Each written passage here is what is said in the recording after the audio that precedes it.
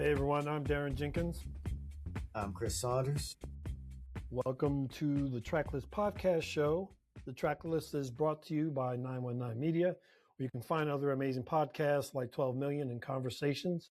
On today's show, we're breaking down the 2024 film A Complete Unknown, which chronicles the rise of an unknown 19-year-old musician-songwriter by the name of Bob Dylan.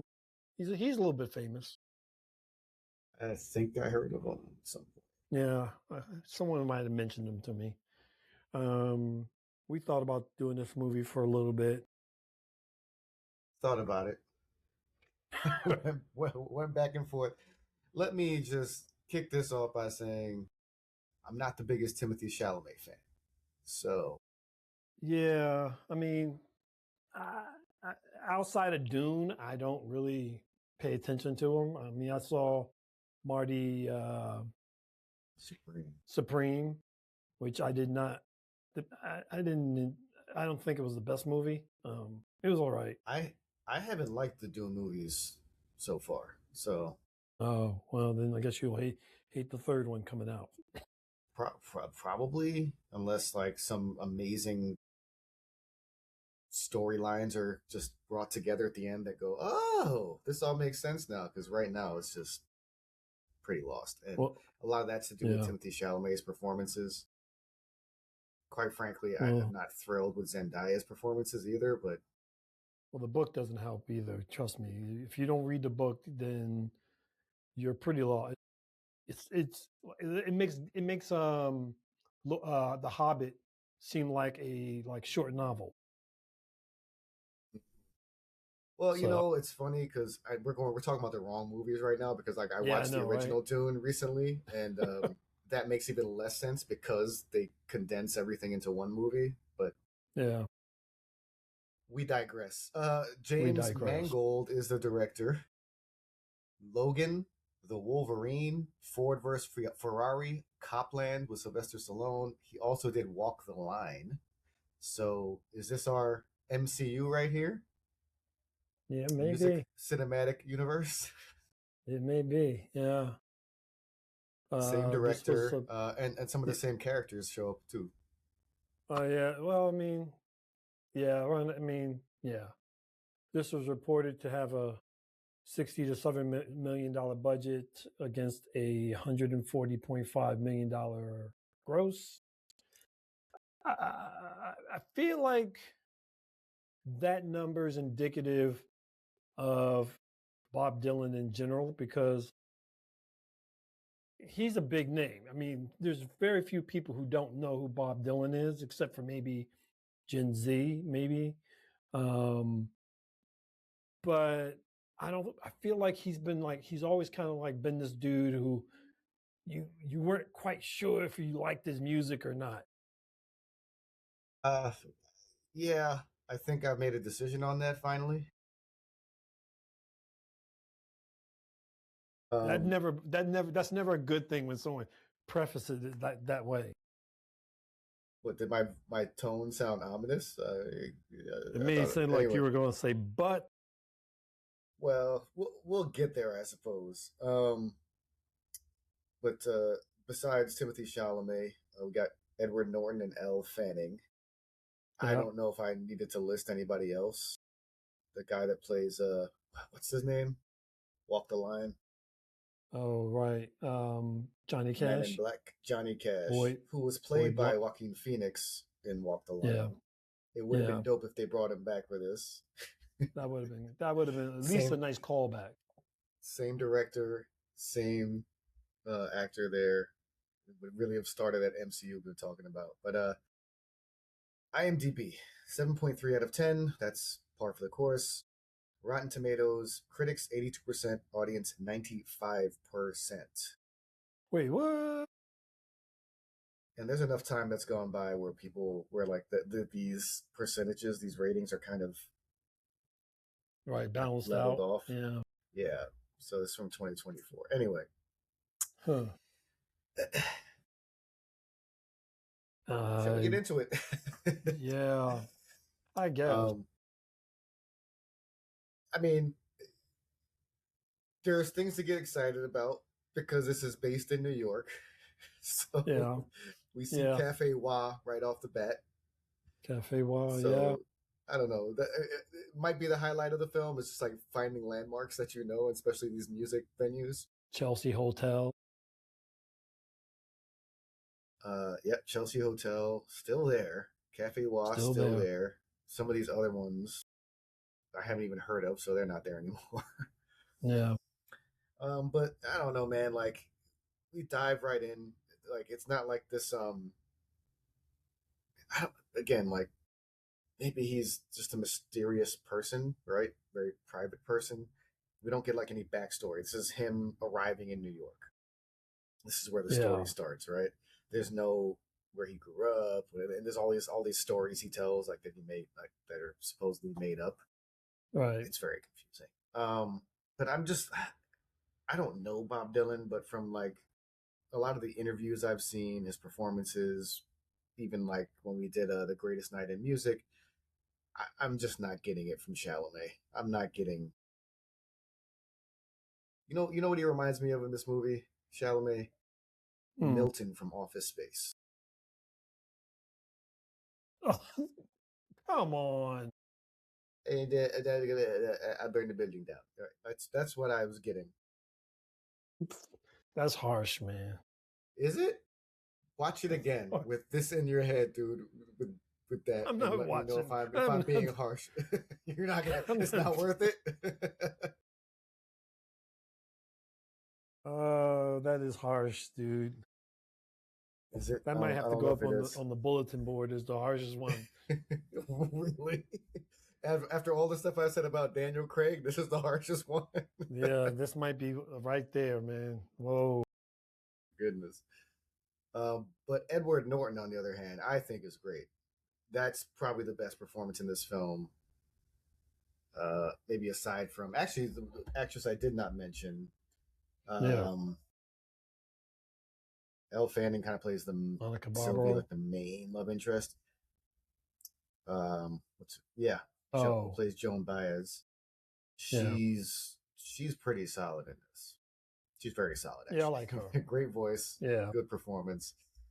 But yeah, Norton, man, Edward Norton. I think I don't know who. I don't really know Pete Seeger. I've never seen interviews of him, but like he definitely transformed. The way his speech patterns and like he really got into the character. If that is really Pete Seeger or whatever character he chose to, whatever inspiration he chose for it, he was in there, man. He was in the pocket. He was okay. Yeah, you know. Yeah, maybe. No, it's not like. Look, I don't know. That's harsh, Pete bro. Seeger, and I don't know what his personality is like per se. So I have no frame of reference for what I'm about to say. But he just made me feel like he was like, especially in the second half of the movie, I felt like the character seemed a little like I just wanted to punch him in the face.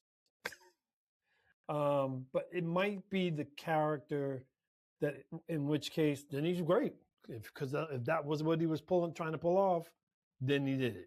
So, well, I think unlike Edward Norton. I think that was the intention. I mean, think about there's another guy that was even more fucking dedicated to the whole folk music thing. One of the guys on the board. That dude, yeah. Mm-hmm. But Pete Seeger was definitely, I don't know. We can talk about that scene when we get there. I have questions and opinions about that, but I can see what you're saying. It's probably intentional. Yeah. I'm okay. Like I said, just let it go. Move on. But the IMDb trivia does mention that the whole scene with Dylan meeting Guthrie and Seeger in the hospital never happened. Yeah, so, I was going to ask about that. They took some creative license in this. We've talked about this with plenty of biopics. It really bothers me to read that. Yeah. Because And again, like I'd probably rather watch a documentary because that's just completely fabricated and it completely changes the context of everything, like the whole story, the whole movie. So yeah. I mean, yeah. If that didn't happen, like that was kind of like the jumping off point for a lot of what Bob Dylan ended up doing. So if it didn't exactly happen, then it's like telling a 3-year-old that Christmas doesn't exist. yeah. I'm just trying to rethink about, and then the conversation he has with Pete when they're driving, when Pete's going to bring him to his house with his family, and they're talking about the types of music he likes, and Dylan's like, I like all kinds of music, and Seeger seems to be like, yeah, well, it's fine, but he's really in that I'm a folk singer, I'm a folk singer, folk fan, all that stuff. So they set the basis for it there, in which direction Dylan's gonna go eventually, I guess, the influences that he's gonna take into his music. Does the fact that they lied about that first scene where he meets his hero affect the rest of the film? I don't know. It just seems unnecessary, I guess. It seems unnecessary to put that scene in there. Yeah, it does. I did like the dude who played Woody Guthrie, though. I did like his. I mean, he didn't really say much. One line. He had one word. One line, but he owned it. It was good. It was, Yeah. Fortunately, it didn't exist, so whatever. Yeah, I mean, I guess you could give the actor props for his performance without being able to speak, really. Scoot McNairy. That's a nice name. Yeah. But they got the songwriting in here. Yeah, I was going to ask you about that. What you're feeling like? Do you feel like they showed enough of like the process? Yeah, they showed enough of it. What I didn't like, and I realized this later on, like after the film, and I had like a couple days to think about it.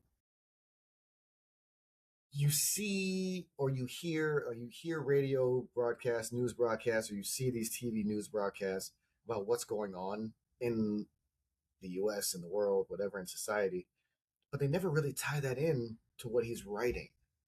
No. Right. They just assume that you're gonna do it yourself from the TV broadcast.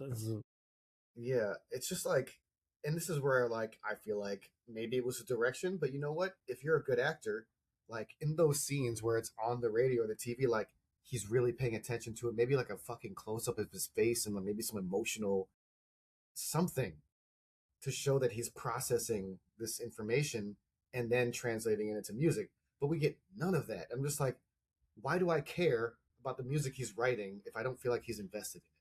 So that really bothered me thinking back to that. Yeah, I was thinking about that while I was like, there's no reaction. But I mean, yeah, it didn't make sense. It was kind of annoying, but it also feeds also into this narrative that they were building into the movie. And I have questions about that. He's a dick. He's kind of a dick to a lot of people. And I just wonder if he was just a dick. Well, and therein lies the problem with not giving any kind of backstory. Like I haven't read a biography on him if there is one, right? Like I did go to this John Williams thing at Juilliard, interview with his biographer, and apparently up until now, the guy's like 90 something, right? Up until now, he's never wanted to have a biography done, and this guy just was able to get in there and get it done. I wonder if Bob Dylan's the same way because of his privacy and this mystique behind him. He just hasn't done this, but like now we have a freaking movie, and if we're gonna do a freaking movie, I want fucking information. Like I want to know why he is the way he is. Why is he a dick? Not just he's a dick. Right. So I feel like there's a lot of shit fucking missing and left out. I'll tell you what it did. What it did open my eyes on, and or should I? You know what? I'm gonna say this for the music section. I had an observation. Maybe you had it too. We'll see. But let's take, I don't know, the parts we don't like to, again, some of the venues we see here, because they go through West 4th and McDougal, where all these music venues are. Obviously, Bitter End's over there. I don't think they showed the Bitter End, which is strange because I think Dylan played there a lot. Yeah, he was there for sure. But they're all in McDougal. I don't think I've ever seen the New York Center for Folk Music. That's probably closed down. Yeah, that's a new one. I don't remember that even in the 80s. I think that's where this is where you first see him perform, at least. And he starts playing, and like, I think Pete brings him there, and then he starts playing, and that dude who plays his manager. Oh, what's the dude from Dan Fogler? Is that who it is? Hears him playing, and he's like, he's pretty good, huh? He's my client. Like, he dude just jumped on that shit. I mean, good on him. Yeah, recognize an opportunity. I mean, his management, like, based on other movies we've done, with he's the least worst. Yeah, he was actually tolerable, you know. Yeah, he didn't according to this film, he didn't screw Dylan out of any fucking money or shit like that, or according to this film. According to this film. So that's a relief, because that seems to be a constant theme in the other things we've seen, other documentaries and biopics. So yeah. And Bob Dylan did not look like the kind of guy who's going to be like, all right, let me see the books this week. You know, he so. They don't even really talk about any of that. And this is also one of the few films where there's no like drug addiction. No drug addiction, yeah. Which is probably bullshit. Like, at least if not him, the other people around him. And no, except for the one with Johnny Cash, no, like, he's an alcoholic, yeah. Alcohol fueled, rage or anything like that. Yeah. And he's the only one that's very mild in this film too. Yeah. Maybe they just wanted to focus on the music. Or I don't know. I don't know if there was a story here. There was a story. I'm not going to be that complete asshole about this, but like, too late. You've already point. I don't know if there was a point to the story. He was a dick when we first see him. He's a dick at the end of the film. Yeah, like the whole movie, they're consistent about that message. I would love to hear an interview from Bob Dylan about his perspective, his feedback or review of this film. So that brings me the question we always kind of like review when we're doing these biopics. How much input does the artist or their family have in this telling of this story? Because he's being portrayed clearly as a dick, but at the same time, like you said, there are like these things that are good that most artists, like if he had passed, they would have layered in, oh, he was on drugs, he did this, He was very involved, according to IMDb. So. Oh, so interesting. I don't know if he was just like allowing some creative freedom. He clearly did with the whole meeting in the hospital scene, but like, yeah, I don't know. Yeah, because that's interesting. I mean, if he did, that's fascinating. Because that means he knows he's a dick. I don't know the guy. I've actually never heard anyone say that about him, but maybe I'm just not like, I just don't look to find information about Dylan, so I wouldn't know that. We're not in that circle, I guess. Yeah. But I'm going to throw this in early on. It's time for the pop quiz. Oh, I'm hanging up. It's early on in the film.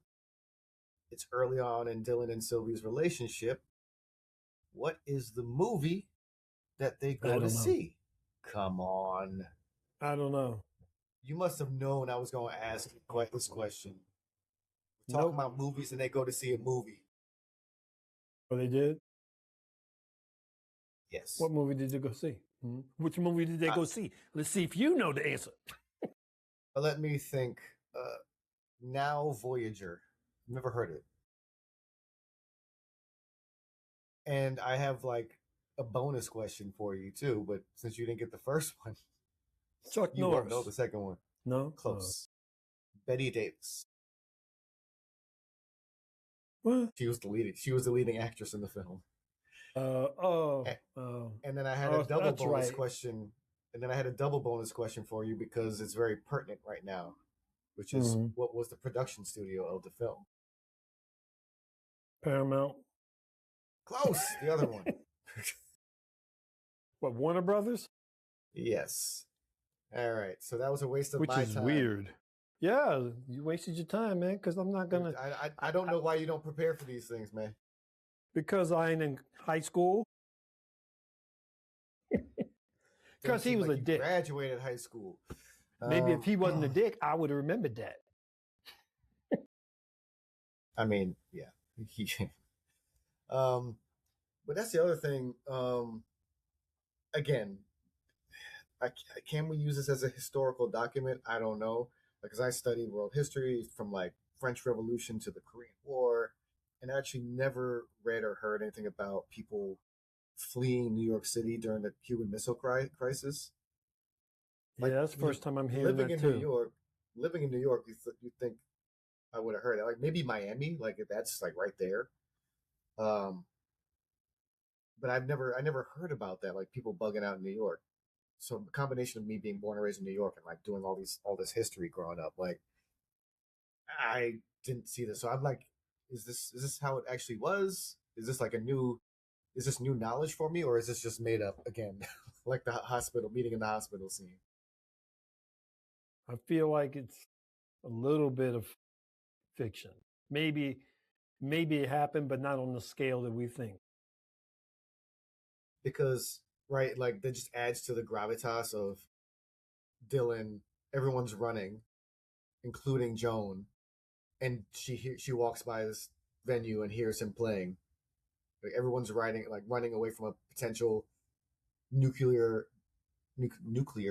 missile explosion, and he's just playing music. Like, right, it just adds to that. Like, oh, he's really about the music and the message, and doesn't care what it takes to get it across. So now I'm calling bullshit. I think it's just cinematic creative license.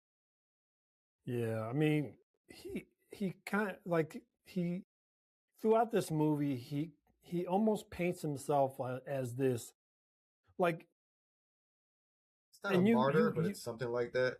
Yeah, like he's like this music superhero that he only understands the language of music. Even in that scene when he goes to see Joan Baez at the hotel, and at some point she wakes up and he's writing music, and she's like, "What the fuck, dude? Like, seriously, how you trying to make me look bad? Like, music just means so much more to you and shit." Yeah, it's a very, maybe that's something I can identify with, is like I can be overly critical of music, especially the stuff that's been out in the last 10 years. And it's just like he's doing the same thing. So maybe learn a lesson. I think I've already learned that lesson. I try to be a little bit better about it. But well, you're a Juilliard, so yeah, I'm exposed. You got great chances to try new music now.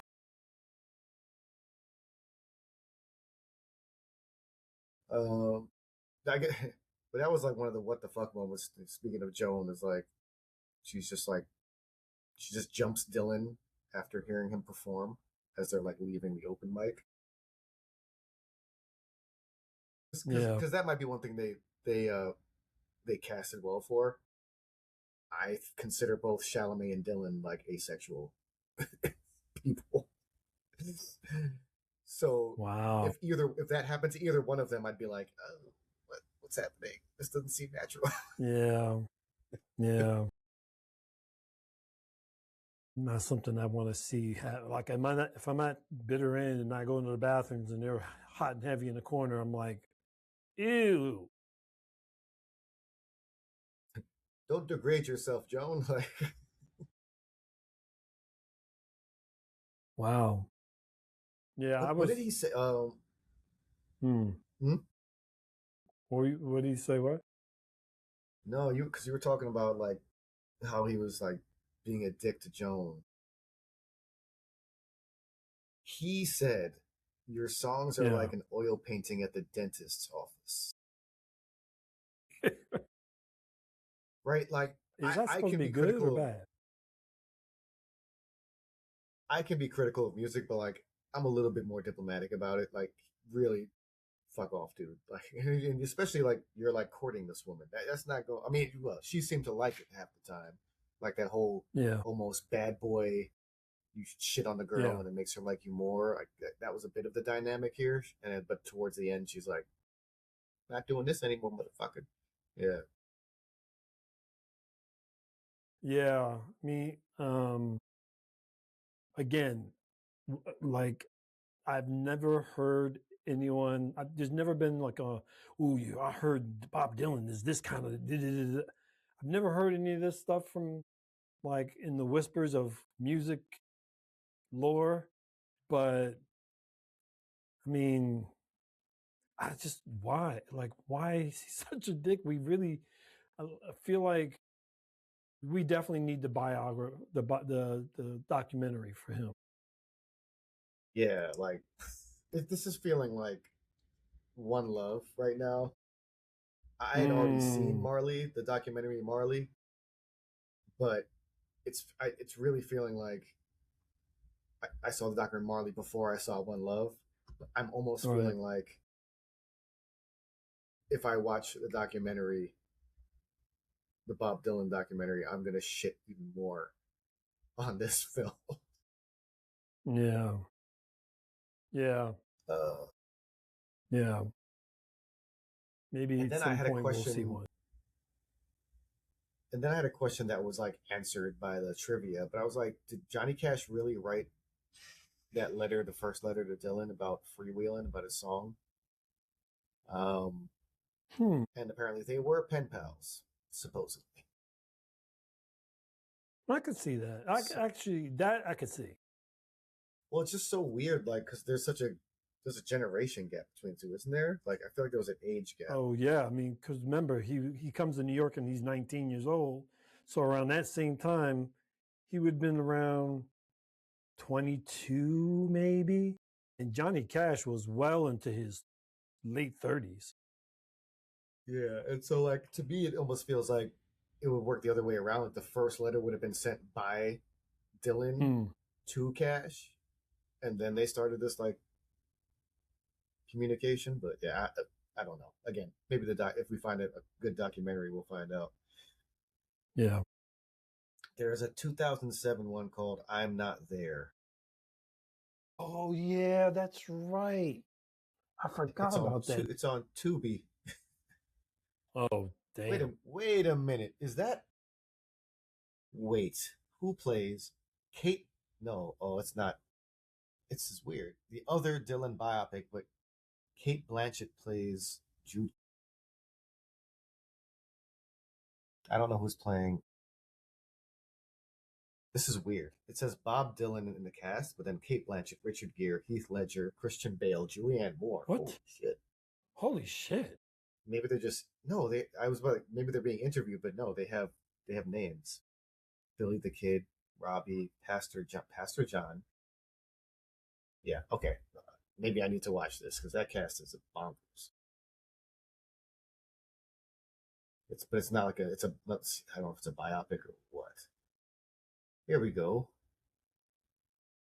Rolling Thunder review of Bob Dylan story by Martin Scorsese, 2019. What? Scorsese. Well, I'm just assuming that's what it says. I can't see the end of the title. By Scorsese. Okay, well, I think we have some better options than this film we're talking about right now. All right, let's hang up and do that one. Yeah. Later, y'all.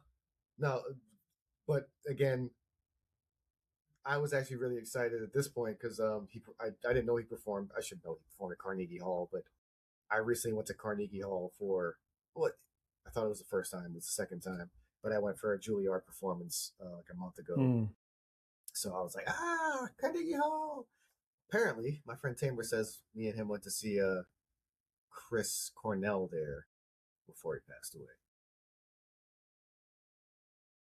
But yeah, so that. And you don't remember that? Awesome to see. I thought it was at Radio City, to be honest. I thought it was somewhere else. Oh. I remember the performance. I don't remember the venue. Okay.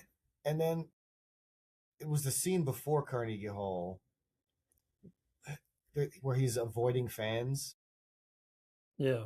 Like coming out of somewhere and like jumping into his car, and then like I just like wondering, right? And again, we don't get the backstory, so we have no fucking idea why he's a dick, and then why he wants to become a successful musician in the first place if he doesn't want the attention. Right. Yeah. And so that's why I think we need the documentary. And you know what thing we also don't ever hear about? We don't ever hear why he chose the name Bob Dylan. They mentioned something. He spelled it. They said something about how it was. Wait, what? Oh no! Maybe I read something. I can't remember now. It's all blending together. But he did like spell it. It was spelled differently before, and then he saw like a who's another Dylan that spells it Dylon. Lan. Anyway, he saw that on a poster or something, and he changed the spelling. But I think it was also like Bobby Dylan, and he changed it to Bob Dylan. Anyway. But his name is not even Dylan. His name was Zimmerman. Well, clearly, there's probably like, if he went with Zimmerman, there'd be some like racism or whatever. Not racism, but you see a lot of people change their name, like have stage names for that specific reason. So it's also a longer name. Says here that he changed it because he wanted to distance himself from his past. But that goes back to your point in the beginning, which is we don't know his past. They didn't tell us anything about his past. So how are we supposed to, like, you know what I mean, kind of show his motivation for wanting to be an artist? I am so surprised this got so many accolades and is still standing at 95% for audiences. They must be like... Yeah, I'm very surprised. He just has a lot of I was about fans. to say that... What's the... Chalamet or Dylan? Dylan. That's the thing. Like, if you're a fan, does this not piss you off? I would feel cheated. I'm not getting the story I want to hear. I'm not learning about this fucking guy the way I want to. And that's what the only thing that made me excited about seeing this was like, oh shit, yeah, I don't know much about Dylan. Like, let me learn more about what contributed to his music that is so world renowned. And I had none of that. Yeah. I didn't want to see Timothée Chalamet. I didn't want to watch this. I just thought we had to. So this is all about Chalamet. Yeah, well, I think Chalamet maybe like was a big driver in the creation of this film. Right, like really, it's like I want to play it. I want to be this guy. I want to do this. And did you see that shit recently? I'm sure you saw his comments on opera and ballet and shit recently. Yeah. And then what's her name? This a Juilliard alum was dancing during the Sinners performance. Misty Copeland was dancing during that performance, like while he's there. Oh man, is this possibly the end of his career? One hopes. No, unfortunately not. But he should learn to the fuck up. Yeah, you can't, like, as an artist, you can't shit on other people's like the different avenues they've chosen to be creative. Like, that's just wow. Yeah. So which kind of tells you a lot. Well, maybe he was in character as Bob Dylan. he was He's been smiling in too character much. for 2 years. He was smiling too much during the interview and laughing too much to be in Bob Dylan's character. Yeah, no, it's not. It may not like cancel him, but man, good luck with him trying to get projects made. Yeah, like don't try and do a movie as a ballet dancer, or opera singer, or like any of those forms of art that you just shit on. Yeah. Anyway, let's go back. Yeah, let's go back to the movie. So we go back to the Newport Folk Festival. I don't know, twice, 2 or 3 times in this film. At the end, the last one, was some shit. But my first question is, I didn't understand why Sylvie would go with Bob when she's probably well aware that him and Joan are gonna like perform together. And then she gets all like, she knew they were gonna be there, or Joan was gonna be there. They're probably gonna sing together, but the song they're singing, to me, that they were singing together, wasn't like talking about how they miss each other and they're happy to be back together. It was like, I'm not the one for you, right? It was like almost a breakup song. Right. I think she'd be happy about that. So I don't know. The whole thing, again, this is probably more for cinematic. Yeah, whatever. She got him on there. Like that whole, I mean, I felt bad for her as a character, but she kind of, some of that was her own doing. So. Yeah, again, like I'm like blurring reality with whatever this was, the fiction of this, yeah. But I'm sure there was a tumultuous relationship, but like that last scene to me, it just didn't make sense. And then I don't know why the whole last performance just goes buck wild. Yeah. Like this is a guy that is famous. Why does Dylan have to play his new music at the folk festival? Yeah. The new electric, like almost rock. Why does he have to play that at the folk festival? Why was it necessary? Yeah, I didn't understand that. Okay. I kind of understand and Joan Baez kind of alludes to this in that last moment before he rides off, which is, I think it was he was trying to he wanted to publicly come out and say, look, I'm no longer doing this shit. But you don't got to do it at a folk fest. Like, do it fucking MSG. I don't understand. I just don't get it. He's a dick. Dicks. But then don't get upset that everyone else is getting upset. Fucking play it like, no, just fucking walk away. Like, why are you having an emotional response when you did this intentionally? And if you didn't do it intentionally, why are you, again, it goes back to my original question, why do you have to play this type of music that's not meant for this festival at this festival? It just...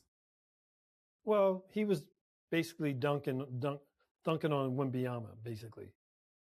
That last move was him windmilling and, slamming in his face. I mean, he didn't have to, but sometimes you just got to dunk on a brother. Who's Wembanyama in this fucking scenario? The crowd and the folk industry. But like, why? You just don't have to perform there. That's all it is. Or if you perform there, perform your folk shit and then go somewhere else and play your new shit. But at least the other question, which is why it does clearly with your responses, doesn't make sense to you either. But the other question is why does the crowd have to get so pissed off too? Like, if you don't like it, leave. Like, I don't. And why are the organizers getting so pissed too? Like, dude, like, it's one fucking festival. You have plenty. Understand the most, because at least their reputation and money are attached to it. But at the same time, but the thing is, like you'll release. You just don't invite Dylan back next year. When you release the guest list, who's performing, he's not on the list. People will be fine. Like, sorry, like it just seemed way just unnecessary. Everything just seemed unnecessary. Well, again, this is all speculation, as far as whether the real story, whether that was the real story or not. I feel like it's not. And then like Pete Seeger's wife Tashi, her face of just like the stain on her face when he's like, I don't know, man. It just seemed like too much. It was too much. Maybe it was just, to be honest, I liked her that last scene. She was my favorite piece because she was the only one that seemed like she had a logic about, like, when he went to go get the axes or hammers or whatever, and she was like, no. I was just like, see, that's reasonable. That's a reasonable reaction. Everybody else was losing their fucking minds. Yeah, I bet he didn't get no ass that day. But I guess generally speaking, like we talked about Monica Barbaro as Joan Baez, I generally like enjoyed her performance. They just leaned way too hard into her adoration of Dylan's writing. Yeah. Like, how many times do we need a close up of her watching him lovingly as he's performing or writing? It's just like, okay, I get it. I fucking get it.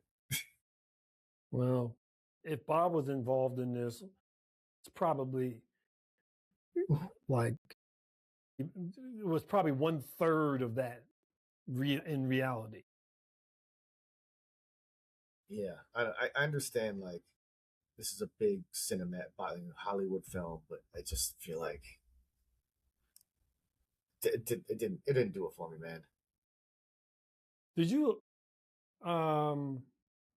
I already know the answer to this. I don't even know why I'm answering this question, but I'm asking anyway. Did you like his vocals as Bob Dylan? No. It felt like there was one point, I forget what song he was singing, and I was like, this sounds ridiculous. Like Bob Dylan has never had the smoothest voice, but even this just makes him sound ridiculous. It's almost like, remember we talked about like almost a caricature when we were doing Elvis. Yeah, it's borderline caricature work by Chalamet. Yeah. Because that was the word I was trying to think of. Milton. Caricature. I repeat, Milton. Well, and that was the other thing that like annoyed me too. At the end, they have all these stories like during kind of around the credits about Pete and Joan's social justice work and shit. Do they even mention that shit during the movie? There's no talk about like social justice. Nope. Not that just goes back into like where Dylan's inspiration came from and how it influenced the music he was writing. Like, it's just, they don't connect the dots. So this is just like a waste of, I don't remember did we even say how long this was? 2 hours and 21 minutes. It was just so it was about 21. It was about 2 hours too long. I suppose, I don't know. Yeah, exactly. I'm trying to find like the light at the end of the tunnel, and thinking from context, like I'm not a big Dylan fan. Me either. And I think everyone talks about his songwriting. I can understand that, but I think his voice for me is like way too distracting. And then like even the music is like, I don't know what the word for it is. It's just like not.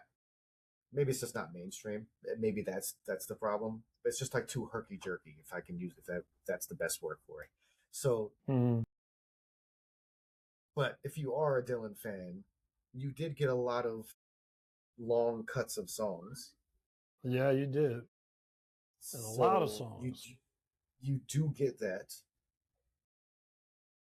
But honestly, I could just listen to that on my, wherever people listen to music, on your record, your tape, your fucking CD, your streaming service, whatever. You could just go and listen to the original shit. So like, is it good? Was it good enough to like hold people's attention? 95% of people say yes. Not in that percentage. I'm really surprised at that number. I don't know what that it was attributed to. I mean, I too, at the beginning of this movie, when this movie was announced, is this a movie I would have went to the theaters to see? Probably not. But I still wanted to see it when it came to streaming, simply because I didn't know enough about Bob Dylan to be informed in my, like, I don't hate his music, but I would never, there's no scenario where I'm building on a playlist based on Bob Dylan's music. It's just not going to happen. That said, I acknowledge him as a music legend. And I feel like this movie missed an opportunity to kind of state its case for him to be a music legend. And it was too character, like you said, it was too charactery. The best thing about this is the Baez character, and that should not have been.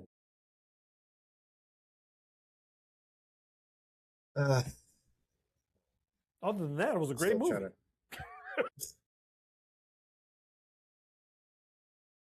You know. Yeah, I don't know. I'm trying to balance my like not being a huge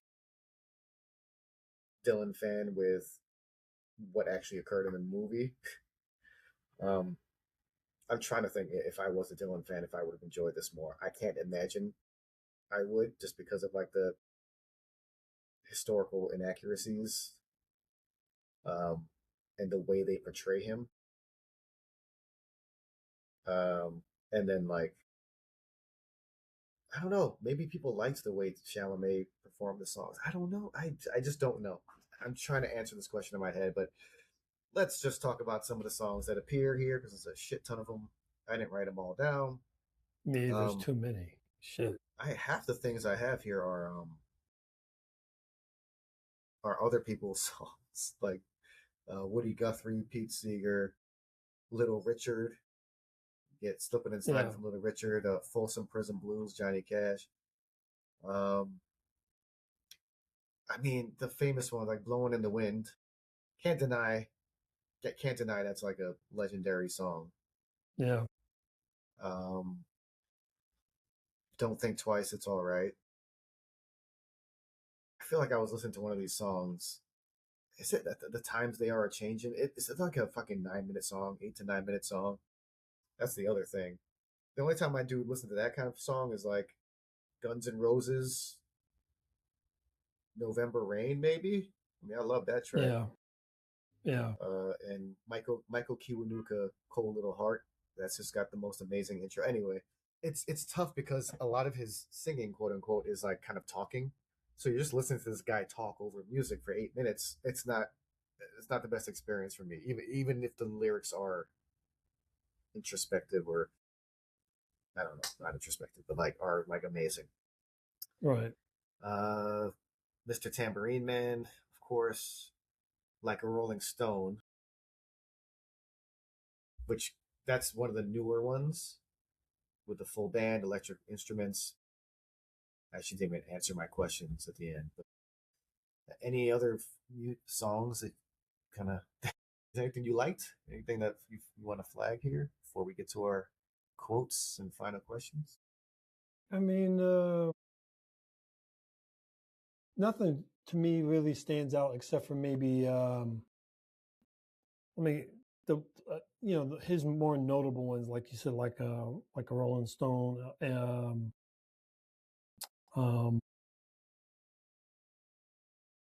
and I liked Mr. Tambourine Man, which I thought was there's one decent. There was one that was used really well in another film we've done. Do you remember The Times They Are a Changin'? Which is? Oh yeah, sure. That I feel like that movie. I feel like that song appears in a lot of movies.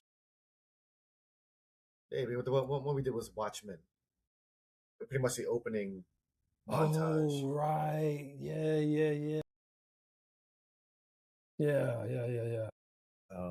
So that was really used really well there, which was great. It's a good song, man. Yeah, it's definitely like a powerful song. I just don't know if I can listen to it very often. Well, that's the thing about Bob Dylan's music. It's not something that you can just pop on and just give a listen. It feels pretty. I don't know. It's very messagey, which is fine, but it's not something I could put on while I'm riding the subway. I just feel like a weird doing that. Yeah. Oh, what I was going to Did you have mention any? too earlier was this movie gave me a new perspective on Bob Dylan's experience when we watched the "We Are the World" um, because if you remember, he was super uncomfortable in that room. Yeah. He was Yeah. he was kind of being a dick in there too. Yeah. I mean, it was measured dickheadedness because he was just like, Yeah, I'm unsure what to do. Like it wasn't his kind of music, which is funny because I right, don't know at what stage he was making a transition to electric music, but he's like, it's not my kind of music. I don't know what I'm supposed to do here. right. Yeah, you probably felt like he was like, this is shit. I don't know how I'm supposed to Yeah, sing to this shit, but I don't want to put words into his mouth. which gives me mad props for Quincy Jones for him to be able to, you know, take somebody as unique and different and as a pain in the ass as Bob Dylan and to fit him seamlessly into the actual record. Well, when we saw that documentary, it was a lot of it was Stevie Wonder that was working Oh with him, yeah, it's true that. which was really cool to see. Yeah. Uh, anyway, do you have any quotes or other what the fuck moments? Uh, I feel like any this this the scene where so he's living with Sylvie, I guess, and she goes away or whatever, and then he ends up sleeping with Joan Baez in their apartment. And then, like, I guess she comes home, but he's cleaning up the apartment, trying to get all the remnants, and he forgets the coffee maker. He forgets that he doesn't know how to make coffee. So she's like, "Oh, you taught yourself how to make coffee." He's like, yeah, yeah, yeah. That's what happened." Yeah. Yeah, that doesn't help, right? We have these I forget how we refer to them. These characters that don't have any redeeming qualities. Uh, Yes. how does he compare to? Maybe this is a final question, but I'll say it now. How does he compare Hmm. to Gordon from High Fidelity? this is we've asked this many times, by the way. I think they would be best friends. I think Well, they would be Go- along like thick as thieves. I mean, Gordon is a musicophile. I don't know what the word is for that. Um, so, but maybe they'd have opposing opinions about anyway. Uh, yeah, He I don't would have an have answer his to that guitar and question. play in the store. Yeah, write something in the store, and Joan would be Mm-hmm. staring at him lovingly. I liked the there's a scene where Dylan's playing for Seeger, and then like the hospital attendant like says, "There's other people here. You gotta Oh, whatever," and stops him, and like they start giving him shit. And then Guthrie comes in, and he's like, "I guess every deck comes with two jokers," yeah, referring to that's them too. pretty good. I like that one. You, you know what bothered me though? The end. I thought I don't know. It really just kind of bothered me the whole where Guthrie is looking out the windows as he drives down the road and shit. I'm just like, damn, that's really so sad. Kind of like, bye, I don't need you no more. All right, you know, I'm like, why? Why would you end the movie in such a terrible, like, sad way? Yeah, again, like it just feels disconnected. They don't Yeah, connect the dots with like some of the stories, the backstories, the storylines, like the his again, we don't see anything about his past and how it connects to his music and what's happening in the world and how it connects to his music. I just feel like so many disconnects. So, yeah, with that said, you ready for the final questions? yeah. Do you have any of the our usual ones that you think are pertinent? I haven't didn't use any of them. I guess I mean we could theoretically bring the Tom Hanks one back on this. I don't, but I feel like to do that would almost be like doing that. What was that movie he was in? That Thing You Do or whatever. Like I think it would just be a redeeming piece of that, you know. So If Edward Norton, if I didn't like Edward Norton's performance so much, I would say that role would fit him. oh yeah, that actually would be pretty decent. Yeah, that's where I'd probably put him in there. I don't know Yeah. if he could sing though. I don't know if Tom Hanks could sing though, because Edward Norton and Timothée Chalamet and Joan Baez all sang their own stuff. Oh, true. I don't know. Have we ever seen Tom Hanks sing? I I don't can't think so. remember. David as Pumpkin.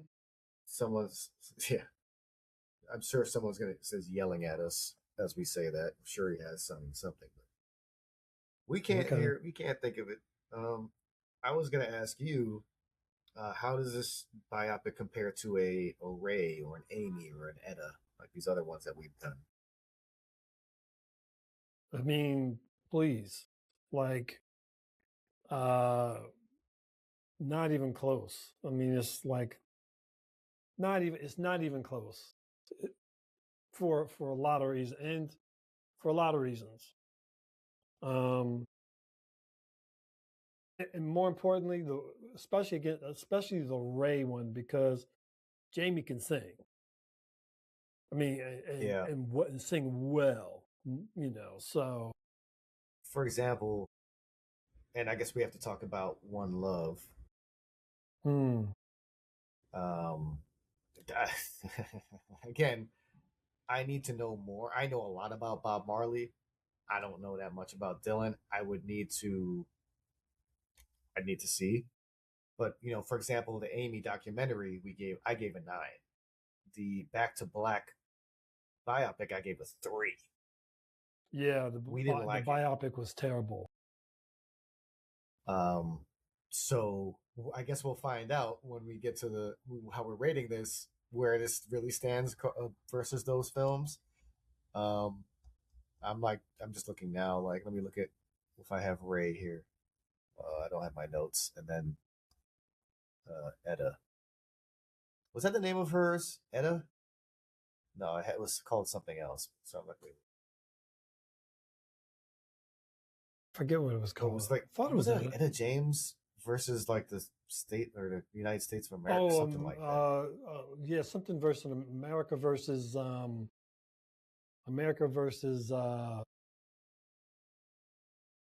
Oh, here it is. Oh, Billie Holiday, not Billie Etta Holiday. James. Sorry, that's the title for that one. That one I gave. Oof, oof. I gave that a 4 as well. So actually, the German judge. Maybe we have to look at what you rated these, but maybe it's because it's so hard to do a film like this, do a biopic, right? You have to have the Yeah, perfect, like almost the perfect casting. The writing for me has to be better. I think the writing here is not good. So, but Ray definitely, I think yeah. And what we about can Tina? say was better than this. Tina, I can't remember. I don't really remember Tina. I can tell you what I rated it though. Would you rate it? A lot to write. Tina, woo, yes, Tina got a 9.5. So there we go. Yeah. Maybe the So I'd imagine. okay. So hit or miss, I suppose, but it's definitely in the lower end of the biopics we've done. Okay. Well, I found some more trivia on IMDb. Benedict Cumberbatch was initially cast as Pete Seeger, but had to drop out due to scheduling conflicts. What do you think of, I guess, him in that role?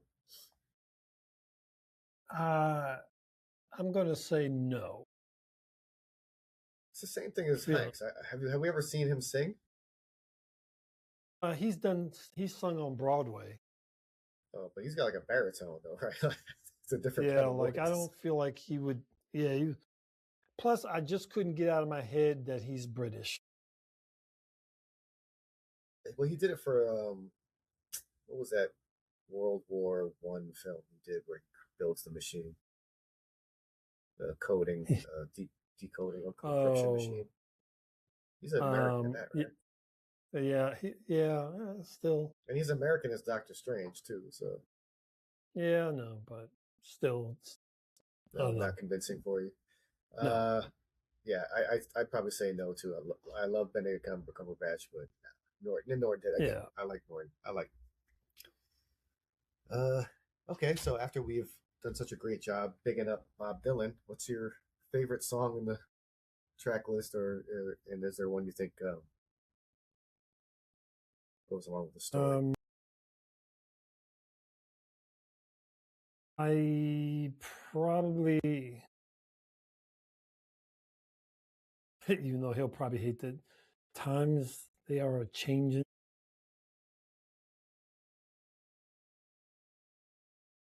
I think that song should be the song for the movie, just simply because, well, and that's another thing we didn't go, like how much time has transpired between the time he showed up on the scene to the end of the movie? That I was curious about that as well. I'm sure they showed the dates, but I wasn't paying attention. Well, they did. There was I think one time they showed like, we didn't mention that. I'm sorry. I got to mention this.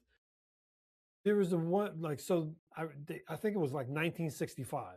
They showed a date and he's like walking out in his signature dark glasses and his hood. I mean, his leather coat, and he's walking down the street and he's got a black woman with him. And up until the beginning of the scene, middle of the scene, you don't know who the fuck this person is. I thought she was an assistant. She came out of nowhere. She just came out of nowhere. The Cuban Missile Crisis was 1962. So all the black people came back to New York after it was a false alarm. Everyone back to New York.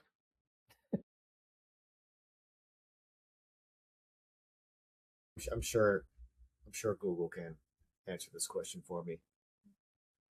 The Complete Unknown focuses on a rapid rise of Bob Dylan between 61 and 65.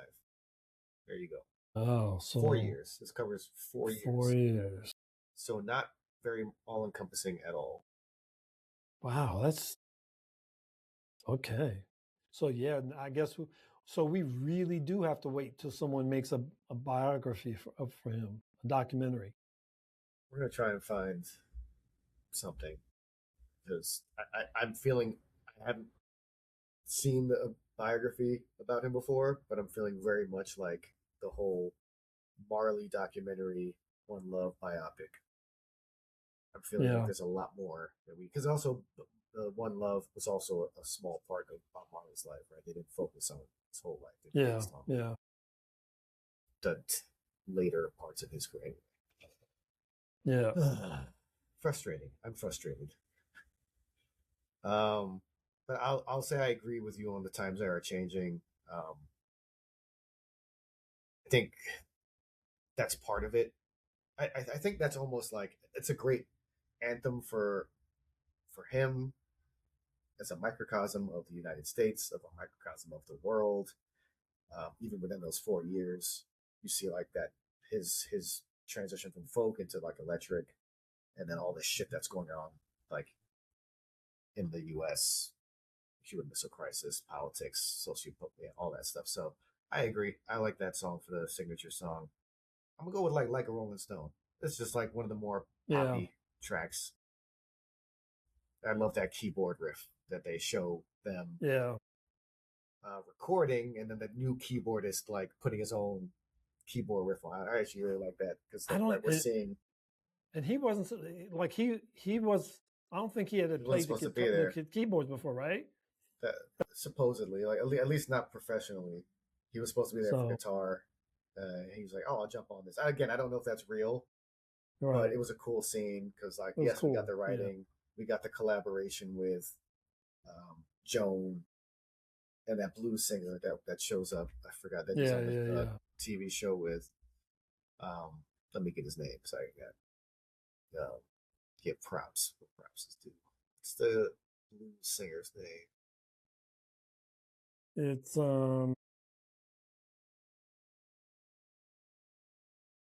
Moffat. Jesse Moffat. Yeah. And then we get that other scene with the keyboardist. I don't know, the creativity and also the collaboration. So there are like cool points in the film, just not enough. Yeah, true. So what do you rate this film? I mean, I don't want to. I hate doing movies like this, like that make me just disappointed in.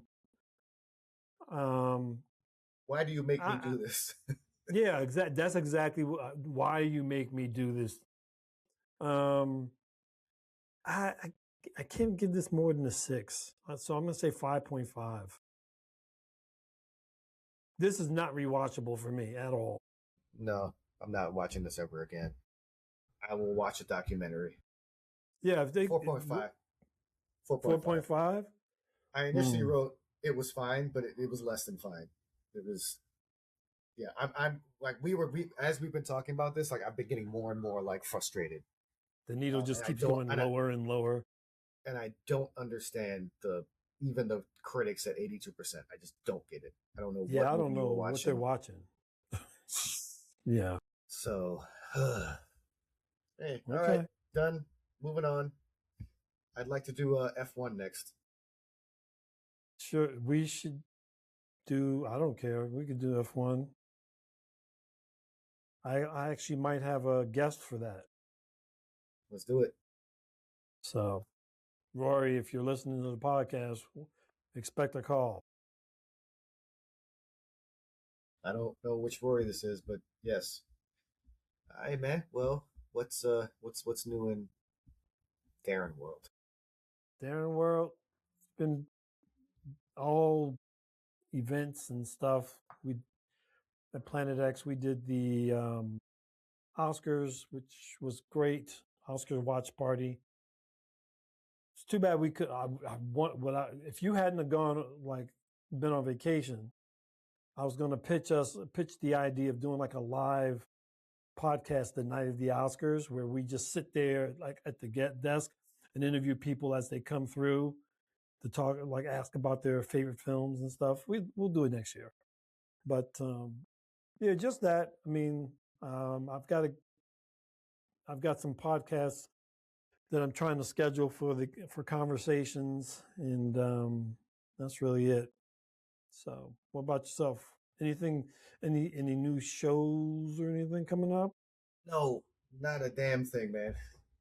It's hard out there. I'm trying to do at least 1 or 2 shows more in like central Manhattan that are easy to get to for most people.